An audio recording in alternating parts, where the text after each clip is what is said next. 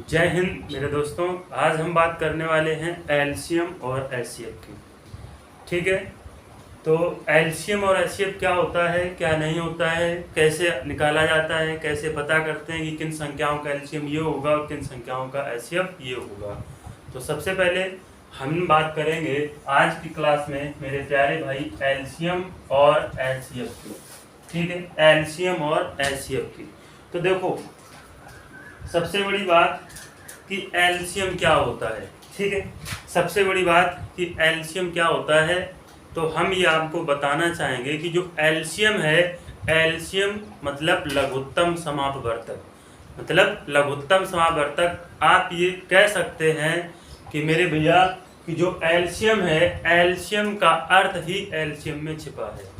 ठीक है, लघुत्तम समापवर्तक का अर्थ ही लघुत्तम समापवर्तक में छिपा है। जैसे हमने एलसीएम का फुल फॉर्म लिखा, एक तो हम फुल फॉर्म कह सकते हैं लोवेस्ट या कहेंगे लो, और हम या कह सकते हैं मेरे भाई least common multiple. Least common multiple ये होता है एलसीएम का फुल फॉर्म। क्या होता है? ये है एलसीएम का फुल फॉर्म। ठीक है, ठीक इसी प्रकार हमने ये देखा कि जो हाईएस्ट है, ठीक है, एचसीएफ का जो फुल फॉर्म होता है वो होता है मेरे भाई हाईएस्ट कॉमन फैक्टर। क्या होता है? Highest common factor. तो एलसीएम का अर्थ हमने बोला कि एलसीएम में ही छिपा है। देखते हैं कैसे भाई छिपा है। तो मेरे भाई आपने यहाँ पे एक हल्का सा वर्ड ये पढ़ा, मल्टीपल। क्या पढ़ा? मल्टीपल। तो सबसे पहले हम आज बात करने वाले हैं मल्टीपल की। किसकी बात करने वाले हैं? मल्टीपल की। तो मल्टीपल का मतलब होता है गुणज। मल्टीपल का क्या मतलब होता है? गुणज। जैसे हमने इसे गुणज कहा, और इसे हम पहाड़ा भी कह सकते हैं, और इसे हम लोग अपवर्तक भी कह सकते हैं। क्या कह सकते हैं? इसे हम लोग अपवर्तक भी कह सकते हैं, मतलब मल्टीपल।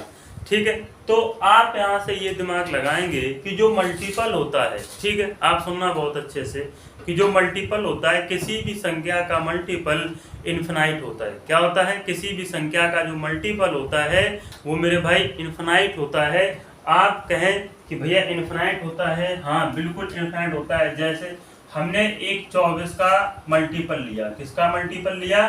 24 का मल्टीपल लिया। और आज हम सबसे पहले बात करेंगे एलसीएम की, उसके बाद में हम आपको समझाएंगे कि एचसीएफ क्या होता है। ठीक है, हमने 24 का मल्टीपल लिया और मल्टीपल पढ़ना हमने चालू किया। ठीक है, तो 24 एकम 24 हो गया, 24 का दूना 48 हो गया, 24 तिहाई 72 हो गया, 24 चौको 96, और 24 पंचे 120, और हम कह सकते हैं 24 छिक्का होता है 144। ठीक है, तो ये हो गया 24 का मल्टीपल। आप और ऐसे ही आगे कर सकते हैं, यानी इसका मल्टीपल कभी भी समाप्त नहीं हो सकता है। लेकिन हम लोग ये कह सकते हैं भैया हम लोग किसी भी संख्या का अगर पहाड़ा पढ़ते हैं तो हमें सिर्फ 10 तक ही पढ़ना पड़ता है। ठीक है, लेकिन हम अगर बात कर ले बेटा गुणज की या पहाड़ा की या अपवर्तक तक, तो हम ये कह सकते हैं कि जो मल्टीपल होता है वो किसी भी संख्या का मल्टीपल अनंत होता है। ठीक है, उसे कभी भी ज्ञात नहीं किया जा सकता। आप गुणा करते ही रहिए और आपको मल्टीपल मिलता ही रहेगा। ठीक है, तो इसमें एक नंबर मिला हमें 24, 48, 72, 96, 120, 44। इसके आगे भी नंबर होंगे,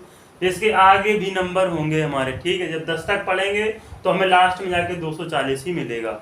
इसके बाद में एक हमने और पढ़ा मेरे भाई, हमने पढ़ा 30 का मल्टीपल। किसका पढ़ लिया हमने? फिर पढ़ा 30 का मल्टीपल। जैसे 30 का मल्टीपल 30, और 30 दूनी 60, और 30 तिहाई 90, 30 चौको 120। ठीक है, 30 चौको 120, और 30 पंचे 150, और मेरे भाई 30 छिक्का होता है 180। इसके आगे भी आप मल्टीपल निकालते रहेंगे, इसके आगे भी आप मल्टीपल निकालते रहेंगे। और हमने एक मल्टीपल और लिया, किसका मेरे भाई? 40 का लिया। तो आपने ये कहा कि 40 का मल्टीपल 40 एकम 40, 40 दूनी 80, और 40 तिहाई 120 होता है। और उसके बाद में 40 चौको मेरे भाई 160 होता है, और 40 पंचे कितना हो गया? 200, और हम कह सकते हैं 40 छिक्का होगा 240। ठीक है, इसके आगे भी आप ऐसे ही गुणा भाग करते रहिएगा, इसके आगे भी आप इसका मल्टीपल पढ़ते रहिएगा।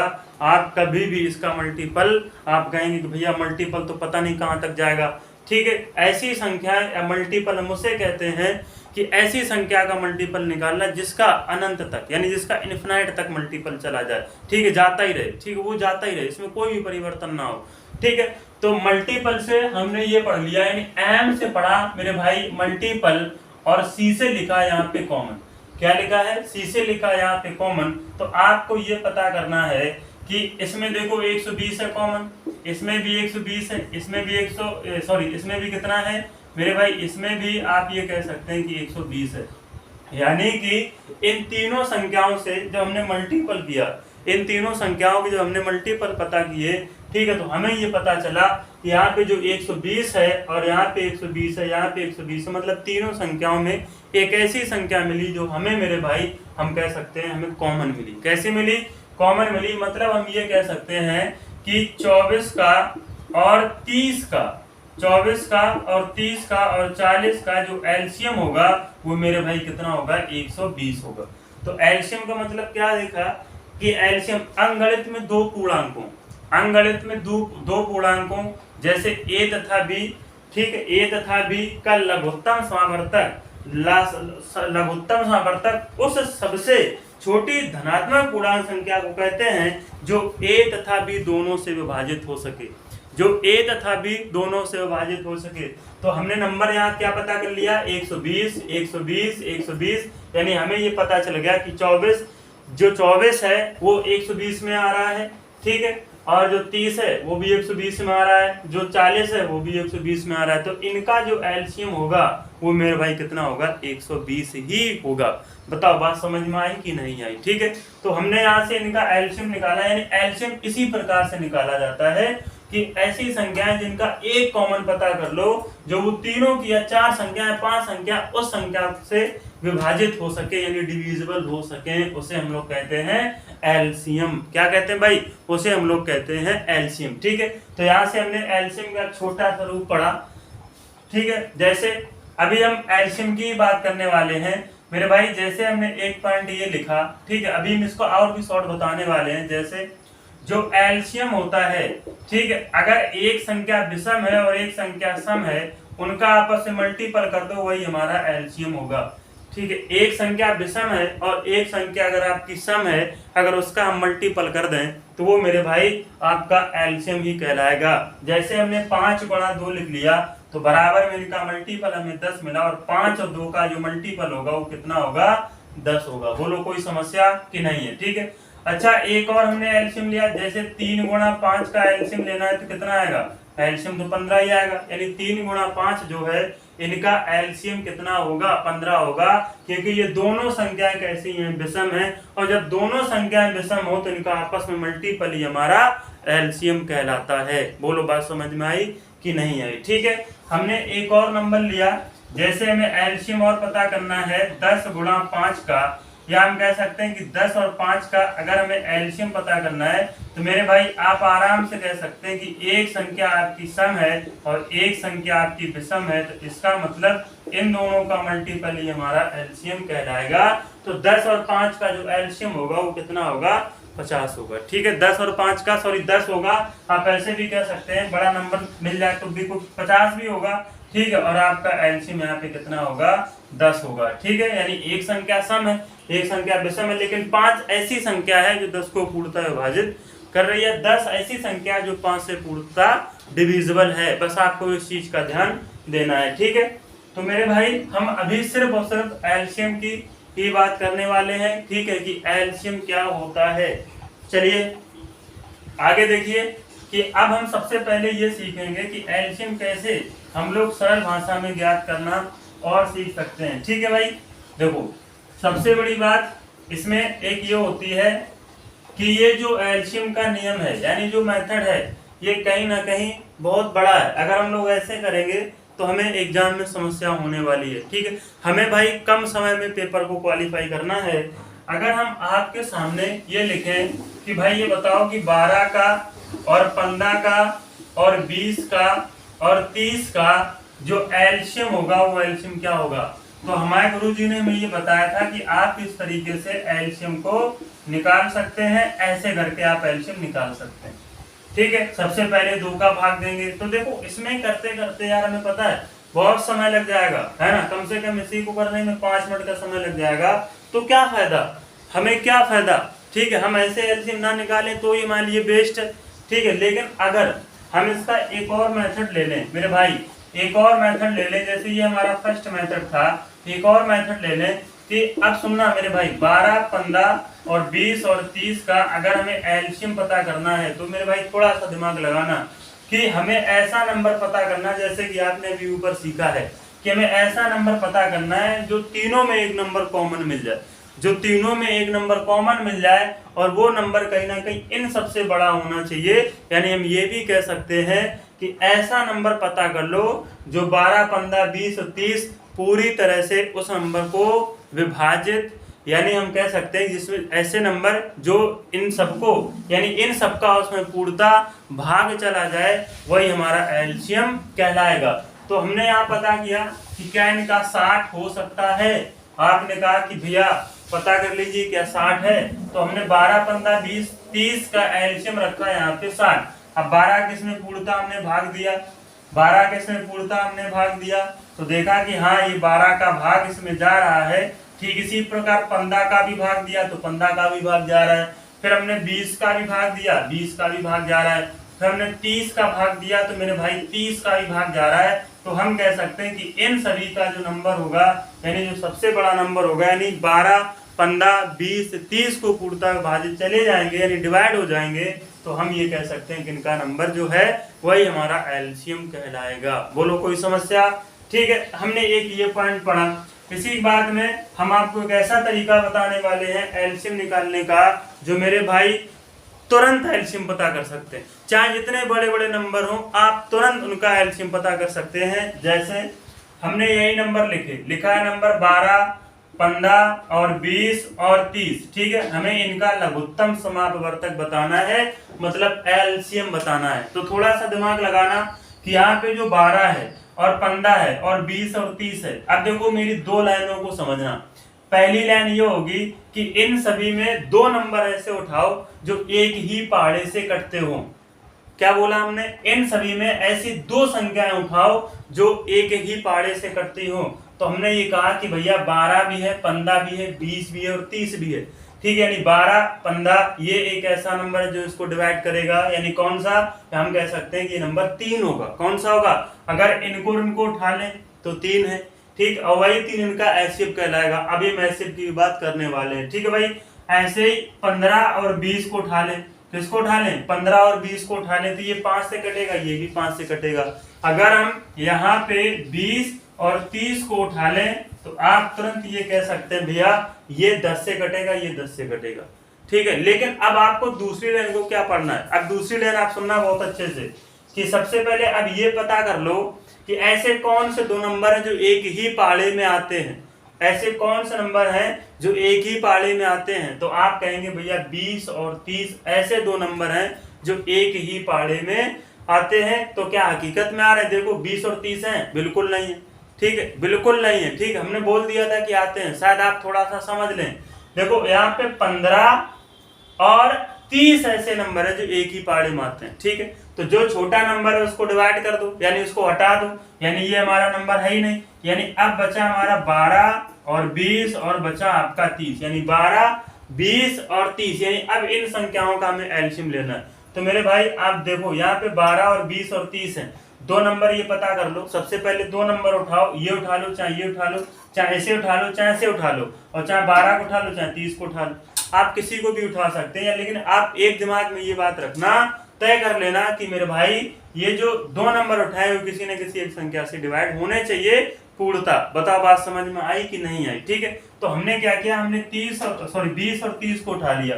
देखा ये 10 से कट रहे हैं, 10 का दूना 20, कंपेयर इससे किए तो इसका आपस में मल्टीपल कर दो, 30 दूनी 60। तो आप लिखेंगे 12 और यहाँ पे कितना हो गया 60। अब आपने फिर ये तय किया कि जो 12 है ना ये 60 के पहाड़े में आ रहा है, इसका मतलब इनका जो एलसीएम होगा वो कितना होगा? 60 होगा। कितना होगा मेरे भाई? 60 होगा, यानी 12, 15, 20, 30 का एलसीएम 60 होगा। बोलो कोई समस्या इसमें? नहीं है ना?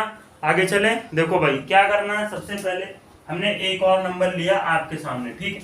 हमने एक नंबर और लिया, देखो भाई जैसे एक नंबर ये है, जैसे लिखा है 20, जैसे लिखा है 30, फिर लिखा है 40, फिर लिखा है 60। हमें इनका बताना है मेरे भाई एलसीएम। या तो एक पहला काम ये करो कि आप उसी तरीके से लाइनिंग मारना चालू कर दो, ठीक है, लेकिन ऐसे तुम्हें नहीं करना है मेरे भाई। सबसे पहले आप ये पता कर लें कि ये जो नंबर है, ठीक है, एक ऐसा नंबर अपने माइंड में तय कर लो या सोच लो जो 20, 30, 40, 60 से पूर्णतः विभाजित हो सके। यानी हम कह सकते हैं कि 20, 30, 40, 60 से पूर्णतः विभाजित हो सके। और अगर आप नहीं सोच पा रहे हैं तो सबसे बड़ी बात देखिए कि आप यहाँ से ये देखें कि जो 20 है ये 40 के पाड़े मारा है, तो मतलब छोटा वाला खत्म हो गया, ठीक है। ऐसे ही अब आप ये पता करें कि जो 30 है वो देखो 60 के पाड़े मारा है, छोटा वाला खत्म हो गया। अब देखो ये जो 40 और 60 है, कहीं ना कहीं मेरे भाई ये 20 के मल्टीपल में आता है, तो आप कहेंगे भैया छोटा वाला काट के 20 दूनी 40, आप बड़ा भी काट सकते हैं, ठीक है। इनका जब आपस में आप मल्टीपल करेंगे, क्योंकि जिससे हमने कंपेयर की उसी से गुणा, तो 60 का दूना मेरे भाई कितना हो गया 120, तो हम कह सकते हैं इनका एलसीएम कितना प्राप्त हो गया 120 प्राप्त हो गया। बोलो कोई समस्या? सही है, यानी ये हो गया हमारा लासापा, ठीक है। लासापा हमने सीख लिया, अभी इसके और हम प्रश्न करने वाले हैं, लेकिन उससे पहले हम लोग सीखने वाले हैं मासापा। क्या सीखने वाले हैं मेरे भाई? मासापा। चलिए मासापा देखते हैं क्या होता है। यानी मासापा को हम लोग हाईएस्ट कॉमन फैक्टर कहते हैं। देखो इसमें एक वर्ड हमने उठाया फैक्टर। फैक्टर का मतलब होता है मेरे भाई गुणनखंड। क्या होता है? गुणनखंड। फैक्टर का मतलब क्या होता है? गुणनखंड। तो आपको हम एक बात बताना चाहेंगे कि जो गुणनखंड होते हैं, किसी भी संख्या के गुणनखंड निश्चित होते हैं। किसी भी संख्या के जो गुणनखंड होते हैं वो मेरे भाई निश्चित होते हैं। जैसे हमने एक संख्या ली 16, ठीक है, एक संख्या ली 16, और अगर हम 16 के गुणनखंड पता करें, 16 के जो गुणनखंड है वो हम पता करें, तो आप कह सकते हैं कि एक तो एक होगा, फिर 4 चौको 16, 8 दूनी 16, और मेरे भाई 2 से काटेंगे तो ये हो गया हमारा कितना ध्रुवट 16, और फिर आपका एक स्वयं 16 बचा। तो इसके जो गुणनखंड है वो है 1, 4, 8, 2, 16। तो इसके आगे आप गुणनखंड नहीं कर सकते, क्योंकि लास्ट का अंक हमारा 16 था, तो हमने लास्ट में 16 उठा लिया। जो इसके गुणनखंड आए वो कौन कौन से आए? 1 आया, 4 आया, 8 आया, 2 आया, 16 आया, ठीक है। ये हो गए मेरे भाई इसके गुणनखंड। हम एक और नंबर लेते हैं। जैसे मेरे भाई हमने एक और नंबर लिया, जैसे लिखा 18। 18 के जो गुणनखंड होंगे, ठीक है, जो 18 के गुणनखंड होंगे वो होंगे मेरे भाई 1 होगा, फिर उसके बाद में 2 होगा, उसके बाद में 3 होगा, फिर 6 होगा, फिर 9 होगा, ठीक इसी प्रकार लास्ट में 18 होगा। मतलब ये हमें इसके गुणनखंड मिलेंगे, मतलब 1, 2, 3, 6, 9, 18 ये इसके गुणनखंड है। किसके? 18 के। ठीक इसी प्रकार हमने एक और गुणनखंड लिया, और वो गुणनखंड है हमारा 20। जैसे हमें लिखना है 20 के गुणनखंड। क्या लिखना है मेरे भाई? 20 के गुणनखंड। तो आप यहाँ से ये कहेंगे कि 20 का जो पहला गुणनखंड होगा वो तो 1 होगा। क्या होगा? वो तो पहले 1 होगा, 1 के बाद में आप लिखेंगे 2 होगा, 2 के बाद में 4, और 4 के बाद में मेरे भाई 5 होगा, और 5 के बाद में आप तुरंत कहेंगे कि एक तो इसका 10 होगा, और लास्ट में बचा हमारा 20। तो ये हो गए इसके गुणनखंड, यानी कि 1, 2, 4, 5, 10, और लास्ट में स्वयं उसी संख्या गुणनखंड 20 होगा, यानी जो संख्या में दी गई है। तो आप यहाँ से थोड़ा सा दिमाग ये लगाएं कि मेरे भाई इनमें ऐसा कौन सा नंबर है, इनमें ऐसा कौन सा नंबर है जो कॉमन है। क्योंकि आपने फैक्टर की बात कर ली, आपने किसकी बात कर ली? फैक्टर की। तो आपको ये पता चल गया कि 16, 18, 20 के जो फैक्टर है वो तो आपके सामने रहे, लेकिन आप यहाँ से थोड़ा ही दिमाग लगाएं कि ये लिखा है कॉमन। हमने क्या बोला कि एलसीएम और एचसीएफ का अर्थ ही उनके शब्दों में छिपा है। एलसीएम और एचसीएफ का जो अर्थ है उनके शब्दों में छिपा है। अगर आपने फैक्टर पता कर लिए तो आप यहाँ से ये पता कर सकते हैं कि इन सभी में ऐसा कौन सा नंबर है जो कॉमन है। आपने तुरंत कहा कि भैया इनमें 1, 1, 1 यही है, ठीक है, लेकिन इसमें 2, 2, 2 यही है, लेकिन क्या सभी में 4, 4, 4 कॉमन है? बिल्कुल कॉमन नहीं है। तो जिस संख्या में, यानी जिस गुणनखंड में या जिसके गुणनखंडों में बाकी गुणनखंडों में मैच नहीं कर रहा है, तो हम कह सकते हैं कि वो संख्या हमारा एचसीएफ नहीं हो सकती है। लेकिन अगर संख्या मैच कर रही है, जैसे यहाँ देखा आपने 1 यानी 16 के मल्टीपल में 1 मिला, यानी गुणनखंड में 1 मिला। ऐसे ही यहाँ पे आपको 18 के गुणनखंड में 1 मिला, और 20 के गुणनखंड में भी आपको 1 मिला, यानी 20 के गुणनखंड में आपको 1 मिला, तो क्या अभी हम ये कह सकते हैं, क्या हम ये कह सकते हैं कि इनका जो एचसीएफ होगा वो 1 होगा? अभी तो हम नहीं कह सकते। क्यों? इसके बाद भी नंबर पता कर लें कि अगर मेरे भाई हम ये पता कर लें कि 16 के गुणनखंड किए तो क्या 2 मिला? हाँ, आपको 2 मिला। क्या 18 गुणनखंड में आपको 2 मिला? हाँ, बिल्कुल 2 मिला। तो क्या 20 के गुणनखंड में आपको 2 मिला? हाँ, बिल्कुल मिला। इसका मतलब ये है कि क्या हमारा ये भी एचसीएफ है? अभी हम नहीं कह सकते हैं कि इनका ये एचसीएफ है। हम आगे भी नंबर चेक कर लें। अच्छा, 18 के मल्टीपल में गुणनखंड में 3 तो मिल रहा है, लेकिन 16 के गुणनखंड में 3 नहीं मिल रहा है, इसीलिए हम इस 3 को नहीं ले सकते। जैसे 20 का गुणनखंड हमने देखा, तो जो 20 का गुणनखंड है, यानी जो 20 के फैक्टर हैं, हम ये कह सकते हैं मेरे भाई कि यहाँ पर भी 3 नहीं मिल रहा है। अगर एक संख्या में आपको 3 मिल रहा है तो वो संख्या कभी भी बाकी तीनों संख्याओं का एचसीएफ नहीं हो सकती है। ठीक है, इसी प्रकार हमने नंबर 4 देखा, तो 16 और 20 के मल्टीपल यानी गुणनखंड में हमें 4 तो मिला, लेकिन 18 के गुणनखंड में 4 नहीं मिला। और बाकी आप पता कर सकते हैं आगे ऐसे ही कि क्या हमें बाकी नंबर मिल रहे हैं, नहीं मिल रहे हैं। तो मेरे भाई अभी हम ये कह सकते हैं कि जो 16 और 18 और जो 20 है, इनका जो एचसीएफ है, क्या वो 1 है? क्या वो 1 है? नहीं, बिल्कुल 1 नहीं हो सकता। क्यों? क्योंकि भाई हमें चाहिए हाईएस्ट नंबर। इन नंबरों में से जो हाईएस्ट नंबर होगा वही इनका एचसीएफ कहलाएगा। मतलब हम ये लिख सकते हैं कि 16, 18 और 20 का जो एचसीएफ होगा मेरे भाई, वो 1 ना होके कितना होगा? 2 होगा। तो भाई हमने पढ़ लिया फैक्टर की किसी संख्या के, तो फैक्टर मिल गया। हमने फिर कॉमन पता किया, तो भाई कॉमन मिल गया। यानी फैक्टर करने के बाद फिर हमें कॉमन पता करना है, और कॉमन में फिर ये पता करना कि कॉमन में से कौन सा ऐसा नंबर है जो बड़ा नंबर है। तो बड़ा नंबर बताओ कौन है? 2 है कि 1 है? तो भैया जो बड़ा नंबर होगा वही मेरे भाई इनका हाईएस्ट कॉमन फैक्टर होगा।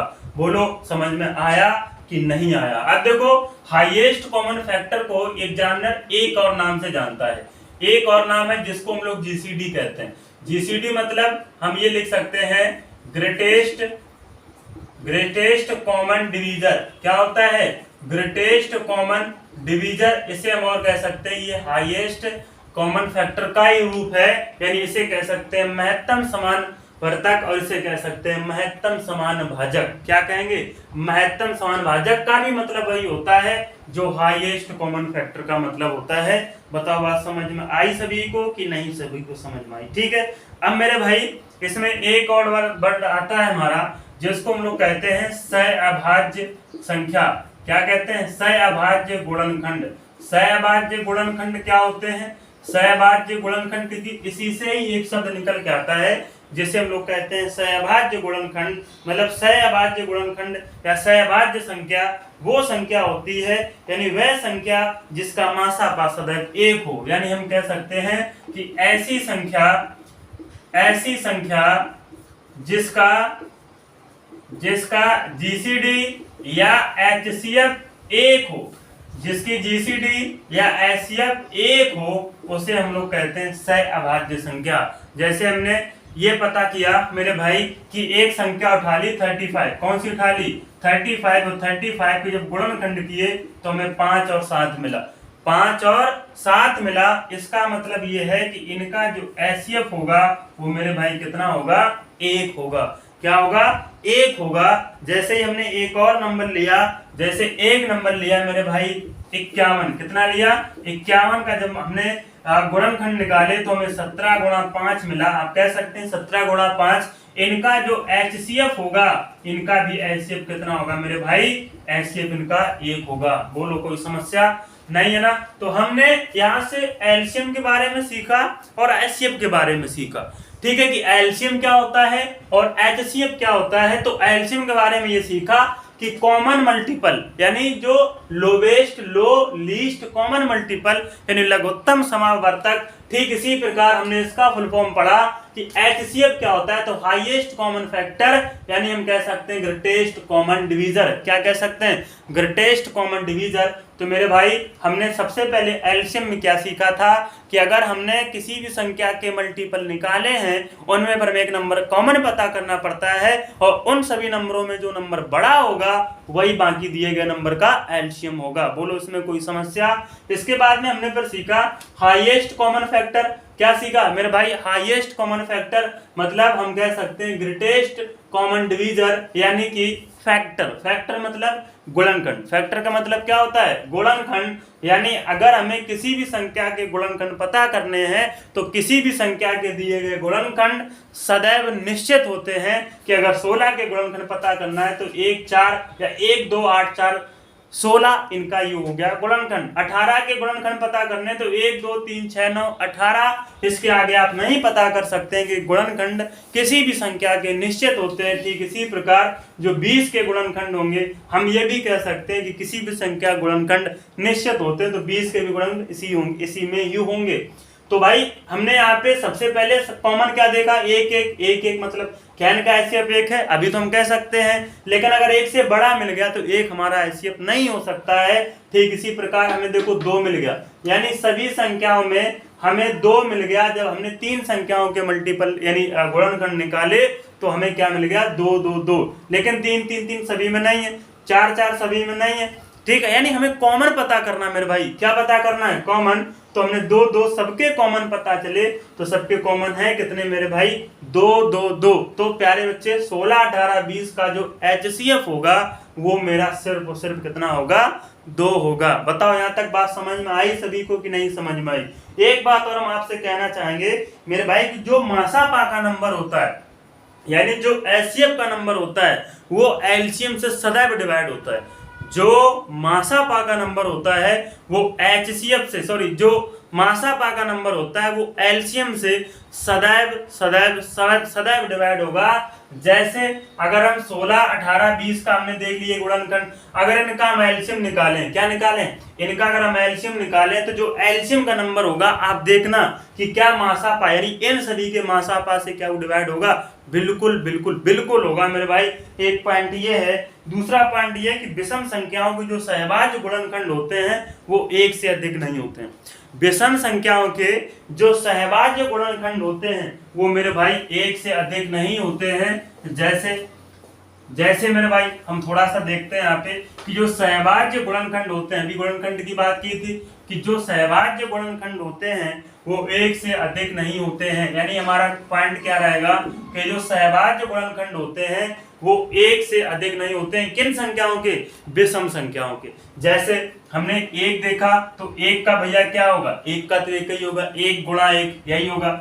जैसे हमने 3 लिखा तो भाई 3 का क्या होगा? 1 गुणा 3, यानी इनका जो कहीं ना कहीं एक ही तो मिल रहा है। जैसे हमने 7 लिखा तो 7 का पता है कि 1 गुणा 7 होगा। इनका एचसीएफ कितना होगा मेरे भाई? इनका एचसीएफ तो 1 होगा। ठीक इसी प्रकार इनका भी जो एचसीएफ होगा वो 1 होगा। ऐसे ही हम 9 निकाल लें तो 3 गुणा 3 आपने देखा, फिर देखा 9 गुणा 1, देखा कि नहीं देखा? देखा भाई। अब थोड़ा सा और इसी में बताना चाहेंगे, जैसे लिखा है 49 तो 49 का हो गया 49 एकम 49, फिर हो गया 7 सत्ते 49। आपने यहाँ देखा, यानी हमें 1 मिला, 7 मिला, 49 मिला।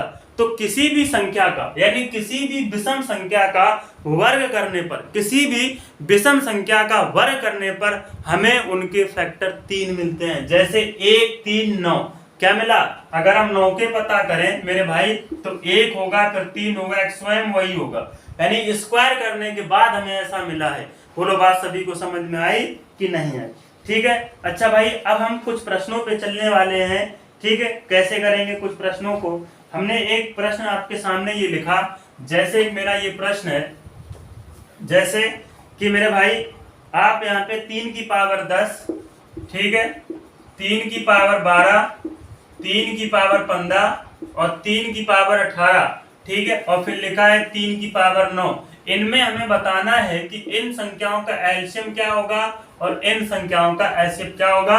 हमने पहला सवाल आपके सामने स्क्रीन पे लिखा कि 3 की पावर 10 और 3 की पावर 12 मेरे भाई, 3 की पावर 12 और 3 की पावर 15, 3 की पावर 18 और 3 की पावर 9 का एलसीएम क्या होगा। तो आप पॉइंट को समझना कि जब बेस बराबर हो, क्या हो मेरे भाई, जब बेस बराबर हो और दी गई संख्याओं में जिसकी घात बड़ी वो एलसीएम होगा और जिसकी घात छोटी वही हमारा प्यारे भाई एचसीएफ कहलाएगा। तो इनमें जो इनका एलसीएम होगा वो एलसीएम होगा मेरे भाई क्या, एलसीएम होगा 3 की पावर 18 और जो एचसीएफ होगा वो होगा मेरे भाई 3 की पावर 10। नहीं, यहाँ पे नहीं हो सकता है, क्यों, क्योंकि यहाँ पे लिखा है 3 की पावर 9। तो ये मेरे भाई एचसीएफ कितना हो जाएगा, 3 की पावर 9 और जो एलसीएम होगा वो 3 की पावर 18 होगा। ऐसा कब होगा, जब बेस बराबर होंगे। क्या होगा, जब बेस बराबर होंगे। तो हम ये कह सकते हैं कि जब दी गई संख्याओं के बेस बराबर हो तो जिस संख्या की घात सबसे बड़ी होगी वो हमारा एलसीएम कहलाएगा और जिस संख्या की घात सबसे छोटी होगी वो हमारा प्यारे भाई क्या कहलाएगा, एलसीएम कहलाएगा। ठीक है, ठीक इसी प्रकार हमने एक और सवाल लिखा मेरे भाई, उसका भी आप सभी को आंसर बताना है, बहुत बहुत जल्दी बताना है। जैसे कि 5 की पावर 10, फिर लिखा 5 की पावर 90, फिर लिखा 5 की पावर 80, फिर लिखा मेरे भाई 5 की पावर 70। इनमें हमें ये बताना है कि इनका जो एचसीएफ और मेरे भाई जो एलसीएम होगा वो क्या होगा, यानी इनमें जो एचसीएफ और इनका जो एलसीएम होगा वो क्या होगा। तो आपने फिर वही देखा कि जब दी गई संख्याओं के बेस बराबर हों, जब दी गई संख्याओं के बेस बराबर हों तो जिस संख्या की घात सबसे बड़ी होगी वही मेरे भाई एलसीएम होगा और जिस संख्या की घात सबसे छोटी होगी वही हमारा एचसीएफ होगा। तो इनमें जो एलसीएम होगा वो 5 की पावर 90, इनका एलसीएम कितना होगा 5 की पावर 90 और इनका जो एचसीएफ होगा वो होगा मेरे भाई कितना, 5 की पावर 10। कितना होगा, 5 की पावर 10 है। और एक बात याद रखना कि जो संख्याएं जो घात के रूप में दी गई हैं ये संख्याएं क्या प्लस में है, यानी ये संख्याएं क्या धनात्मक के रूप में है। अगर धनात्मक है तो ऐसा होगा, लेकिन अगर मान लो यही संख्या ऋणात्मक हो, जैसे लिखा 5 की पावर 10 माइनस में, फिर लिखा 5 की पावर 10 90 माइनस में, 5 की पावर -80, ऐसे ही 5 की पावर -70। इनमें हमें ये बताना है कि इनमें एचसीएफ क्या होगा और इनका मेरे भाई एलसीएम क्या होगा। ठीक है, अब देखो अगर संख्या माइनस में है तो जो संख्या सबसे छोटी होगी यानी 5 की पावर -10 वही मेरे भाई एलसीएम कहलाएगी और जो संख्या बड़ी होगी यानी माइनस में होगी वही संख्या मेरी एचसीएफ कहलाएगी। बोलो समझ में आया कि नहीं आया। अगर प्लस में है तो कहानी चेंज है और अगर माइनस में है तो कहानी चेंज है। अगर माइनस में है और आधार समान है, याद रखना अगर माइनस में है यानी दी गई संख्याओं के आधार समान हो और उनकी घात अगर ऋणात्मक रूप में है तो जिस संख्या की घात सबसे बड़ी होगी वही संख्या हमारी एचसीएफ कहलाएगी और जिस संख्या की घात सबसे छोटी होगी वही संख्या हमारी एलसीएम कहलाएगी। बताओ यहाँ तक किसी बच्चे को डाउट है। ठीक है, अच्छा आगे सवाल इसी में करने वाले हैं। जैसे हमने एक सवाल आपके सामने ये रखा, ठीक है मेरे भाई, एग्जाम में क्वेश्चन बना हुआ है। अब देखो क्या क्वेश्चन है, क्वेश्चन ये है कि 7 की पावर मेरे भाई 7 की पावर 0.9357, ठीक है, कामा फिर दिया है 7 की पावर पॉइंट, ठीक है, 0 लगा दो आगे यानी 0.8792, ठीक है, फिर लिखा है 7 की पावर 0.4692, फिर एक संख्या है 7 की पावर 0.4566 में इनका एलसीएम बताना है और इनका हमें क्या बताना है, एचसीएफ बताना है कि यानी ये जो संख्याएं हैं इनमें कौन सा एलसीएम होगा और कौन सा एचसीएफ होगा। देखो सबसे पहले ही पता करो क्या बेस समान है, हाँ बेस समान है। अच्छा ये पता करो इनमें जो संख्या है मेरे भाई पॉइंट के बाद में किसकी बड़ी संख्या है, तो आप सबसे पहले यही बोलोगे कि भैया पॉइंट के बाद में 9, पॉइंट के बाद में 8 और पॉइंट के बाद में 4 6 और पॉइंट के बाद में 4 5। इनमें जो सबसे बड़ी संख्या होगी वही हमारा एलसीएम होगी क्योंकि इनके बेस समान है। क्या है, इनके बेस समान है यानी 7 की पावर हम कह सकते हैं 0.9357 और 7 की पावर है 0.8792, तो सबसे बड़ा नंबर यही है। तो जो नंबर सबसे बड़ा होगा वही हमारा एलसीएम कहलाएगा। जो नंबर सबसे बड़ा होगा वही नंबर मेरे भाई एलसीएम कहलाएगा, और जो नंबर सबसे छोटा होगा वही नंबर हमारा एचसीएफ कहलाएगा। बताइए बात सभी को समझ में आई कि नहीं आई? यानी एलसीएम क्या हो गया, ऐसे प्रश्नों में एलसीएम किस तरीके से ज्ञात करेंगे, इस तरीके से। और जो एचसीएफ होगा मेरे भाई, हम एचसीएफ को अभी पता कर चुके हैं कि इस तरीके से बनता है। एग्जाम में 2016 वाले पेपर में एक क्वेश्चन आया था, वो क्वेश्चन हम आपके सामने लिखते हैं कि देखते हैं वो क्वेश्चन किस तरीके से आया था। और मेरे भाई आप सभी को बिल्कुल करेक्ट आंसर देना है। जैसे एक सवाल है, हमने ये लिखा मेरे प्यारे भाई कि क्वेश्चन है 2 गुणा 3 की पावर 2 गुणा 5 गुणा 7, ठीक है, ठीक है मेरे भाई। और कामा करके दिया है, फिर 2 की पावर 2 गुणा 3 गुणा 5 गुणा 7, ठीक है, और गुणा में 11, और गुणा में कितना दिया है 11। फिर आगे दिया है कामा करके 2 की पावर 2 और गुणा 3 की पावर 2 और गुणा में 3 की पावर फिर इसके बाद में है 5 की पावर 2 और गुणा में 7 और गुणा में 11, ठीक है। अब हमें बताना है कि इन संख्याओं का एचसीएफ क्या होगा और इन संख्याओं का एलसीएम क्या होगा। ये इस प्रकार से प्रश्न आपके सामने है कि 2 गुणा 3 की पावर 2 और गुणा 5 गुणा 7, आगे दिया है मेरे भाई 2 की पावर 3 गुणा 5 3 गुणा और 2 की पावर 3 गुणा 3 गुणा 5 गुणा 7 गुणा 11 और 2 की पावर 2 गुणा 3 की पावर 2 गुणा 5 की पावर 2 और गुणा 7 गुणा 11। हमें अब बताना है मेरे भाई इनका एचसीएफ क्या होगा और इन संख्याओं का एलसीएम क्या होगा।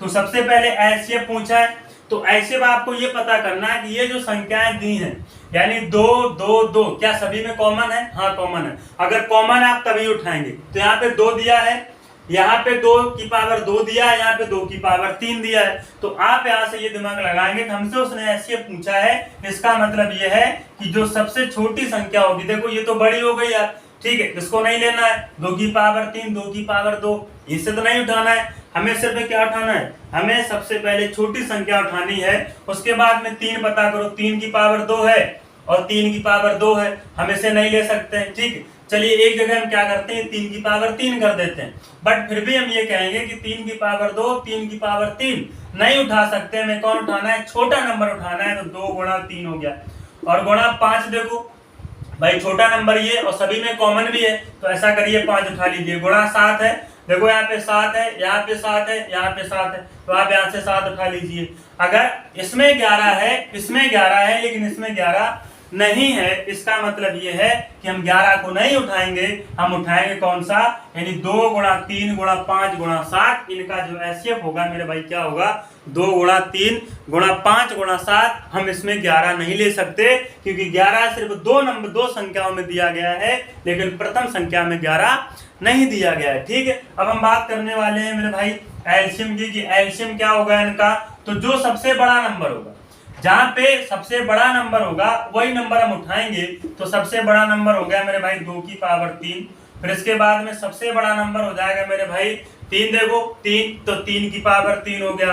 अब देखो यहाँ पे जो 5 है, क्या 5 है बड़ा सबसे, देखो 5 5 5 सबसे बड़ा 5 ही है, तो 5 की पावर 2। अब देखो यहाँ पे 7 है, यहाँ पे 7 है, यहाँ पे 7 है, तो भाई सभी में 7 है, ठीक है। अब देखो यहाँ पे क्या 11 है, देखो यहाँ और यहाँ पे 11 है, लेकिन यहाँ पे 11 नहीं है, लेकिन फिर भी हमें एलसीएम पता करना है, तो 11 हम उठाएंगे। तो हम ये कह सकते हैं कि दी हुई संख्याओं का एलसीएम होगा 2 की पावर 3 और गुणा 3 की पावर 3 और गुणा 5 की पावर 2 और गुणा 7 गुणा 11। इनका ही मेरे भाई एलसीएम इस प्रकार से निकाला जाता है। बोलो सभी को समझ में आई बात कि नहीं आई? ठीक है, एक सवाल और है आपके सामने, ठीक है, वो भी सवाल आपका एग्जाम में बना हुआ है। जैसे सवाल आपके सामने ये दिया है कि P बराबर अगर दिया है मेरे भाई 2 गुणा 4, क्या है 2 गुणा 3 की पावर 4 है और गुणा में 5 और गुणा में 7, ये हो गया P का मान। गुणा में ये हमारा P का मान हो गया मेरे भाई, ठीक है। 5 गुणा 7 नहीं, आप 11 रखो यहाँ पे, ये P का मान हो गया और ये हो जाएगा। अब आगे दिया उसने Q का मान कि 2 गुणा 3 का स्क्वायर और गुणा में मेरे भाई 5 का स्क्वायर और गुणा में दिया है मेरे भाई 11 गुणा 13। गुणा में क्या है 11 गुणा 13, यानी ये Q का मान हो गया, यानी ये P का मान है, ये Q का मान है, और R का मान मेरे भाई दिया है कि 2 की पावर 4 गुणा 3 की पावर 4, और मेरे भाई गुणा में है 5 गुणा 7 गुणा 11 गुणा 13। हमें बताना है मेरे भाई, अब प्रश्न क्या पूछा है कि PQR का HCF होगा, ठीक है, और PQR का मेरे भाई एलसीएम क्या होगा। हमें अब ये बताना है कि PQR का एलसीएम क्या होगा और PQR का एलसीएम क्या होगा। ठीक है, तो मेरे भाई अब सबसे पहले बात करते हैं एचसीएफ की। तो तुम्हें पता है कि 2 2 2, यानी जो छोटा नंबर होगा वो उठाना है कि 2 2, यानी 2 की पावर 4 और 2 और 2। तो 2 की पावर 4 ना लेके हमें क्या लेना है, सिर्फ एक बार 2 लेना है। अब देखो यहाँ पे 3 है, तो 3 की पावर 4, 3 की पावर 2, 3 की पावर 4। हमें क्या लेना है, सबसे पहले लेना है यहाँ पे गुणा में 3 की पावर 2, यानी हमें छोटा नंबर उठाना है। क्यों? क्योंकि मुझे एचसीएफ ज्ञात करना है मेरे भाई। अब 5 पता करो, क्या 5 इसमें है, 5 इसमें है, 5 इसमें, सबसे छोटा वाला 5 आपका सिर्फ आर में दिया गया है, यानी आर में दिया गया है 5।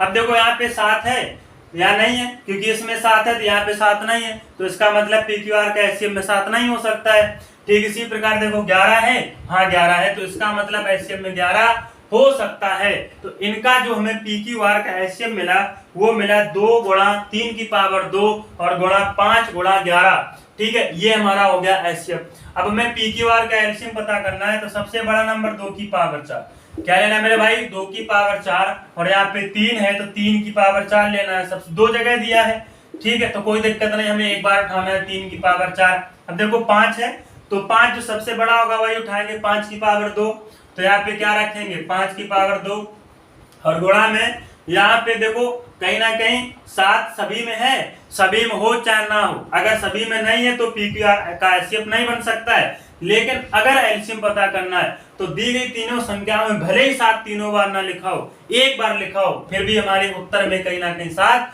का मल्टीपल होगा। ऐसे ही 11 देखो सभी में है, सभी में है, बिल्कुल सही बात है। अब देखो यहाँ पे 13 2 में है लेकिन 1 में नहीं है, लेकिन फिर भी आपको उठाना है। क्यों? क्योंकि आप PQR का एलसीएम ज्ञात कर रहे हैं। तो कहीं ना कहीं हम ये कह सकते हैं मेरे भाई कि PQR का जो एचसीएफ होगा वो ये होगा, और PQR का जो एलसीएम होगा वो ये होगा।